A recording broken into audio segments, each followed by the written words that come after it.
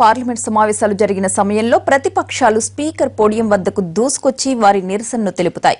ప్లకార్డులు ప్రదర్శిస్తూ నినాదాలు కూడా చేస్తారు. కానీ త్రిపుర అసెంబ్లీ సమావేశాల్లో తృణమూల్ కాంగ్రెస్ నేత తీరుపై సర్వత్రా విస్మయం వ్యక్తమవుతోంది. శాసనసభ సమావేశాల్లో అటవీ శాఖ మంత్రి నరేష్ జమాటియాకి వ్యతిరేకంగా కాంగ్రెస్, తృణమూల్ కాంగ్రెస్ ఎమ్మెల్యేలు ఆందోళనకు దిగారు.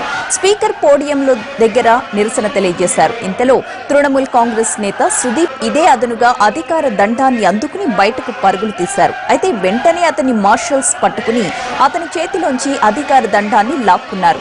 ఈ చర్య సభా హక్కుల ఉల్లంఘన కిందకు వస్తుందని, తగిన చర్యలు తీసుకుంటామని అంటున్నారు స్పీకర్ రామేంద్ర చంద్రదేవ్ నాథ్.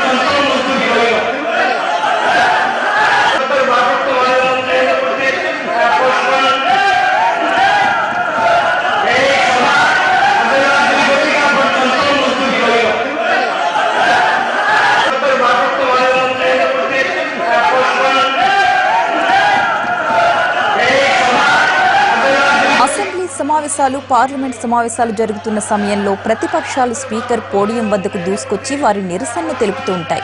ప్లకార్డులు ప్రదర్శిస్తే నినాదాలు కూడా చేస్తారు. కానీ త్రిపుర అసెంబ్లీ సమావేశాల్లో తృణమూల్ కాంగ్రెస్ నేత తీరుపై సర్వత్రా విస్మయం వ్యక్తమవుతోంది.